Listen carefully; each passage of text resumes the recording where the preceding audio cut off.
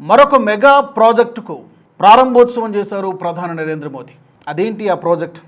36,000 కోట్ల రూపాయలు విలువ చేసేటువంటి ఒక మెగా ప్రాజెక్ట్ ఇది ఉత్తరప్రదేశ్ రాష్ట్రంలో ప్రారంభించారు నరేంద్ర మోదీ. అదే గంగా ఎక్స్ప్రెస్ వే. ఏంటి ప్రాజెక్టు?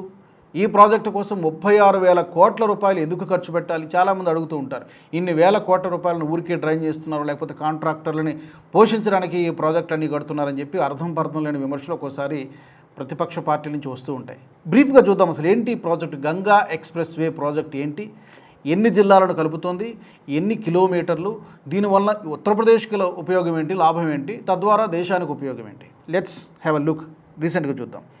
ఇన్ఫ్రాస్ట్రక్చర్లో భారత్ మనం చూస్తున్నాం చాలా వేగంగా అడుగులు వేస్తోంది. 2014 తర్వాత వితిన్ కంట్రీ డెవలప్ చేయడంతో పాటు బోర్డర్ స్టేట్స్లో కూడా చాలా పెద్ద ఎత్తున, అంటే ఈశాన్య రాష్ట్రాల్లో గత ప్రభుత్వాలు పూర్తిగా నిర్లక్ష్యం చేసే కారణం ఏంటంటే చైనాకి ఎక్కడ కోపం వస్తుందో, మనం రోడ్లు నిర్మిస్తే బిల్డింగ్లు కడితే చైనాకి ఎక్కడ కోపం వస్తుందో అలాగే ఉండనివ్వండి అని చెప్పి ఈశాన్య రాష్ట్రాలను పూర్తిగా గాలికి వదిలేసినటువంటి పరిస్థితి. సరే, బోర్డర్ స్టేట్స్లో ఇన్ఫ్రాస్ట్రక్చర్ చాలా డెవలప్ అవుతోంది, జమ్మూ కాశ్మీర్ కానీ, పంజాబ్ కానీ, ఈశాన్య రాష్ట్రాలు కానీ. ఇప్పుడు మనం చెప్పుకోబోయేటువంటి వార్త ఉత్తరప్రదేశ్. చాలా కీలకమైనటువంటి రాష్ట్రం, చాలా పెద్ద రాష్ట్రం. ఈ రాష్ట్రంలో ఒక మెగా ప్రాజెక్ట్ ఇది గంగా ఎక్స్ప్రెస్ వేను ప్రధాని మోదీ ప్రారంభించడం జరిగింది. ఇది 594 కిలోమీటర్ల పొడవు, చాలా పెద్ద ఎక్స్ప్రెస్ వే ఇది. ఇండియాలో ఉన్నటువంటి ఎక్స్ప్రెస్ వేలో one of the biggest express way ఇది. మీరట్ నుంచి ప్రయాగ్రాజ్ని ఇది కలుపుతుంది ఈ మెగా ప్రాజెక్ట్.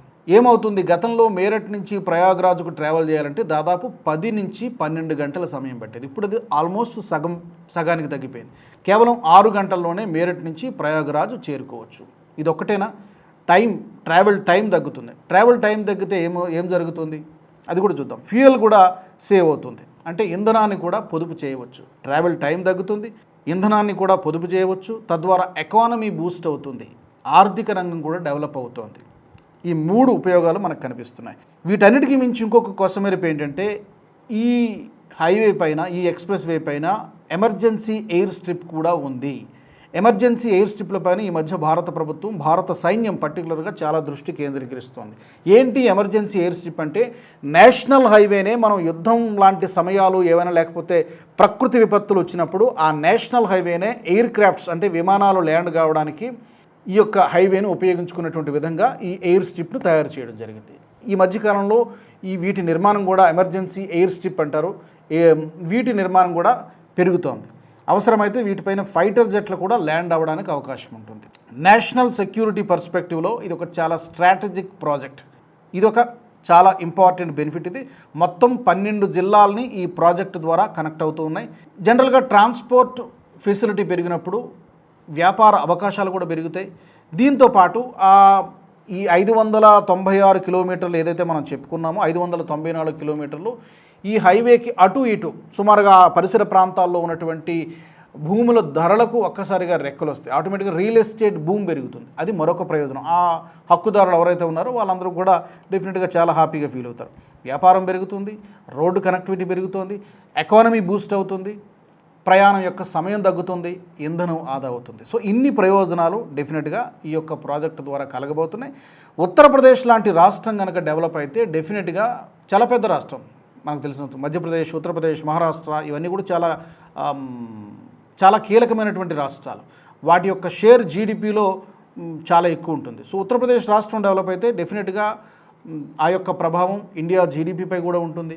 దేశం మొత్తానికి కూడా ఎకనామికల్గా కూడా బలం పెరగడానికి ఆస్కారం ఉంటుంది. సో ఫైనల్గా చెప్పాలి అంటే, ఒకటి స్పీడ్ పెరుగుతుంది, సెక్యూరిటీ, నేషనల్ సెక్యూరిటీ విషయంలో కూడా ఎమర్జెన్సీ ల్యాండింగ్ స్ట్రిప్ కూడా ఏర్పాటు చేశారు కాబట్టి నేషనల్ సెక్యూరిటీ పర్పస్లో కూడా ఈ ఎక్స్ప్రెస్ వే హైవే ఉపయోగపడుతుంది.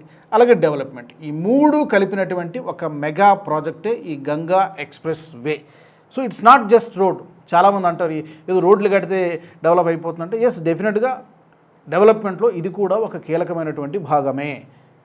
నాట్ జస్ట్ రోడ్, భారత భవిష్యత్తుకు దిశను నిర్దేశిస్తున్నాయి ఇలాంటి ప్రాజెక్టులన్నీ కూడా. ఇలాంటి ప్రాజెక్టులు మరెన్నో రావాల్సినటువంటి అవసరం ఉంది దేశవ్యాప్తంగా ఎక్కడెక్కడైతే. అవి కూడా భవిష్యత్తులో వస్తాయని మనం ఆశిద్దాం. మరి దీనికి సంబంధించి మీరేమనుకుంటున్నారు? ఈ గంగా ఎక్స్ప్రెస్ వే ప్రాజెక్టుకు సంబంధించి మీ ఒపీనియన్స్ని తప్పకుండా కామెంట్ సెక్షన్లో షేర్ చేయండి. ఈ వీడియో మీకు నచ్చినట్టయితే లైక్ చేయండి, 10 మందికి షేర్ చేయండి. అలాగే కామెంట్ల రూపంలో మీ అభిప్రాయాలను మాతో పంచుకోండి. Nationalist hub group of channels ను సబ్స్క్రైబ్ చేసుకుని తెలుగునాట జాతీయవాద జర్నలిజాన్ని ప్రోత్సహించండి. ఈ వీడియో కింద ఉన్న బెల్ ఐకాన్ పై క్లిక్ చేయడం మర్చిపోవద్దు.